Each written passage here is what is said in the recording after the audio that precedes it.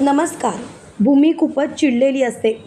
भूमीने CCTV footage बघितल्यानंतर तिच्या पायाखालची जमीनच सरकलेली असते. भूमी CCTV फुटेज घेऊन घरी आलेली असते. त्यावेळेला ती मोठ्याने बोलते, आकाश, आकाश थांब. आकाश तू काय करतोयस, कळतंय का तुला? अरे जरा विचार कर. अरे ज्या बाईला तू परत एकदा मान द्यायला निघालास ते बाई लायकीची आहे का? आकाश मला तुला या बाईचा खरा चेहरा पुन्हा एकदा दाखवायचा आहे. तेव्हा लगेच डॉक्टर संकर्षण म्हणतात, आकाश महाजन तुम्ही भूमींचं ऐकून घ्यावं. कारण भूमी जे काही दाखवणार आहेत ते खूपच भयानक आहेत. खरं तर मलासुद्धा या बाईचं मुस्काट फोडावंसं वाटतंय. जोपर्यंत या बाईचं मुस्काट नाही फोडत तोपर्यंत मी शांत नाही बसू शकत. तेवढ्यात आपल्याला असं पाहायला मिळतं की मोठ्याने रागिणी बोलते, बस झाला भूमी, बस झालं. माझा अपमान करायला तू तर तयारच असतेस. अगं मान्य आहे मी हजारो चुका केल्या असतील, पण मी बदलण्याचा प्रयत्न करतेय ना. तर भूमी का माझ्या आयुष्यात ढवळाढवळ करतेस? तेव्हा लगेच भूमी बोलते, तुम्ही बदलण्याचा प्रयत्न करताय? तुम्ही स्वतःच्या मनाला विचारा, तुम्ही काय वागताय ते. मुळात मला या गोष्टीचा त्रास होतोय, त्रास. आता तर मला समजतच नाही की काय करावं ते. पण एक गोष्ट मात्र नक्की, कितीही काही झालं तरीसुद्धा मी तुम्हाला माफ करणार नाही आहे. तेव्हा मात्र भूमी बोलते, लाज नाही वाटत रागिणी पटवर्धन?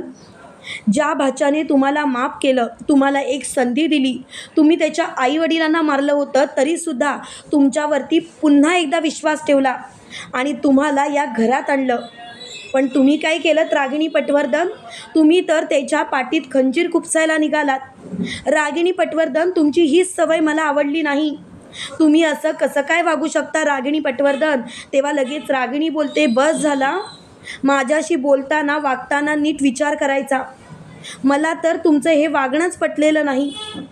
मुळात एक गोष्ट लक्षात ठेवायची, कितीही काही झालं तरीसुद्धा रागिणी पटवर्धन आत्ताच्या आत्ता तुम्हाला धक्के मारून घराबाहेर हाकलणार आहे. तेव्हा लगेच आकाश म्हणतो, भूमी शांत हो. काय झालंय मला सांगशील का? तेव्हा लगेच भूमी बोलते, सांगायचंच झालं तर स्पष्टच सांगते आकाश. जे काही आहे ना ते खूप भयानक आहे आणि ते ऐकल्यानंतर कदाचित तुला खूप मोठा धक्का बसेल. आणि भूमी स्वतःजवळचा व्हिडिओ आकाशला दाखवते. CCTV फुटेजमध्ये रागिणी आकाशच्या गाडीचे ब्रेक फेल करताना दिसते. ते बघून मात्र आकाशच्या पायाखालची जमीनच सरकते. आकाश एकाएकी खाली बसतो. त्यावेळेला अथर्व त्याला सावरतो आणि अथर्व म्हणतो, खरंच आई, तुझ्यासारखी बाई मी पाहिलीच नाही. आई खरंच तू कधी सुधारणार? अगं तू सुधारशील की नाही याची खात्रीसुद्धा नाही मला. मला तर तुझ्याशी बोलावंसंसुद्धा वाटत नाही आई. असं का वागतेस तू? का तू माझ्या पाठीत खंजीर खुपसतेस? अगं आकाशने तर प्रत्येक वेळेला तुला एक सुधारण्याची संधी दिली होती, पण तू मात्र ती संधी कायमची गमावलीस. आई, आई काय करू मी तुझं? तेव्हा लगेच आकाश म्हणतो, अथर्व थांब. आजपर्यंत ह्या आत्याला मी संधी देत आलो, पण आत्याने मात्र त्या संधीचा वापर केला नाही. प्रत्येक वेळेला ती संधी फुकटच दवडली. पण आता मात्र मी तिला माफ करणार नाही. ही काळ्या दगडावरची पांढरी रेघ आहे. खरं सांगायचं तर आत्या, तुझ्यासारख्या बाईला कोणीच माफ करू शकत नाही. मी माझ्या बायकोपेक्षाही जास्त विश्वास तुझ्यावरती ठेवला, पण तू काय केलंस? तू आमच्यामध्ये फूट पडण्याची कामं करतेस. आमच्या मुलीला आमच्यापासून कायमचं लांब केलं होतंस. नाही आत्या नाही. त्यावेळेला संकर्षण बोलतो, आकाश महाजन तुमचा संसार तरी तुमच्याजवळ आहे, पण माझं काय? माझं तर आयुष्यच बर्बाद झालं आहे. माझ्या बायकोचं कायमचं या जगातूनच गेली आहे. कळतंय का तुम्हाला? माझी बायको नाही जिवंत. आकाश महाजन तुमची आत्या तुमच्या घरात कारस्थानं करते, पण याची भोग मात्र आम्हाला भोगावे लागत आहेत.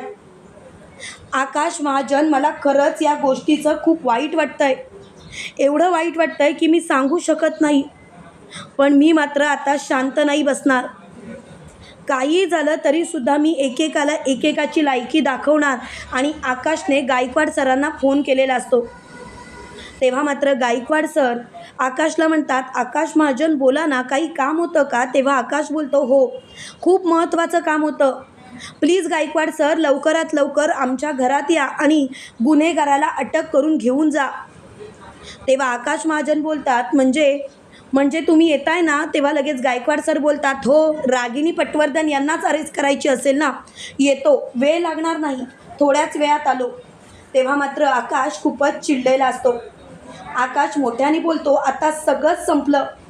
रागिनी पटवर्धन तुझी तर वाट लागलीच. मी तर तुला आता कधीच माफ करणार नाही रागिनी पटवर्धन. तू तर आता संपल्यातच जमा आहेस.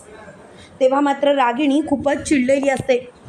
रागिणी मोठ्याने बोलते, आकाश आकाश असं नको करूस, मला एक शेवटची संधी दे. तेव्हा लगेच आकाश बोलतो, अजिबात नाही, संधी वगैरे मी तुला काही देणार नाही.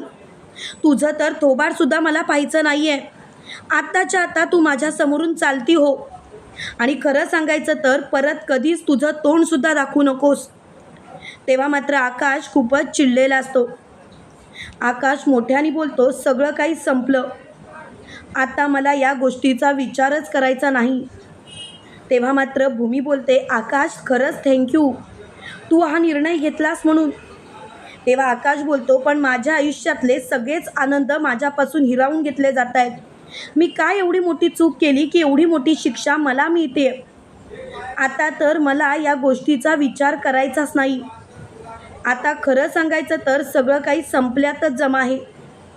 तेव्हा मात्र आकाश खूपच चिडलेला असतो. त्यावेळेला आकाश भूमीला बोलतो, भूमी तूसुद्धा माझ्या आयुष्यातून निघून गेलीस. जिच्यावरती विश्वास ठेवला तीसुद्धा माझ्या आयुष्यातून कायमची निघून जाते. भूमी मी काय करू तूच सांग ना. तेव्हा लगेच भूमी बोलते, नाही, मला कोणत्याच गोष्टीचा विचार नाही करायचा. आकाश सॉरी, मला कळतं आहे तुला खूप त्रास होतोय, पण मी काहीच करू शकत नाही. तेव्हा संकर्षण पुढे येतो आणि भूमीला बोलतो, भूमी थांबा, तुम्हाला माझ्यासोबत यायची गरज नाही. भूमी, कारण यामध्ये तुमचा दोषच नाही आहे. भूमी खरं सांगायचं तर एक गोष्ट तुम्ही लक्षात ठेवा, तुमच्या आयुष्यातला आनंद मी असा हिरावून नाही घेऊ शकत. क्षितिजाला तिच्या वडिलांपासून कोणीच लांब करू शकत नाही. आता तर सर्वच संपलं. आता मी कोणाचं काहीच ऐकणार नाही. सगळं काही संपल्यातच जमा आहे, आणि मला तर या गोष्टीचा विचारच करायचा नाही. तेव्हा मात्र मोठ्याने भूमी बोलते, खरंच मी माझ्या नवऱ्यासोबत राहू शकते. तेव्हा लगेच संकर्षण बोलतो, हो, आणि संकर्षण भूमीचा हात आकाशच्या हातात देत म्हणतो, हे बघा आकाश, तुम्ही गैरसमज करून घेऊ नका, पण भूमीसमोर मीच अट ठेवली होती. तुमचं जर का ऑपरेशन करायचं असेल तर तिने माझ्याजवळ येऊन राहायचं, माझ्या मुलाची आई म्हणून त्यांनी हे नाटक केलं. तुम्ही भूमीला उगाचच दोषी ठरवू नका. तेव्हा लगेच आकाश म्हणतो, संकर्षण, माझी भूमी कधीच चुकीचं वागू शकत नाही याची मला खात्री आहे. पण एक गोष्ट मात्र नक्की संकर्षण, कधी ना कधीतरी दिवस पलटतील आणि तुमच्या आयुष्यातसुद्धा आनंद येईल. तुम्हाला काय वाटतं मित्रांनो, खरोखर भूमी आकाशजवळ कायमची आले की संकर्षण पुन्हा एकदा काहीतरी करेल? कमेंट करून नक्की कळवा. आणि असेच मालिकेंचे नवनवीन अपडेट पाहण्यासाठी व्हिडिओला लाईक, चॅनलला सबस्क्राईब करायला विसरू नका.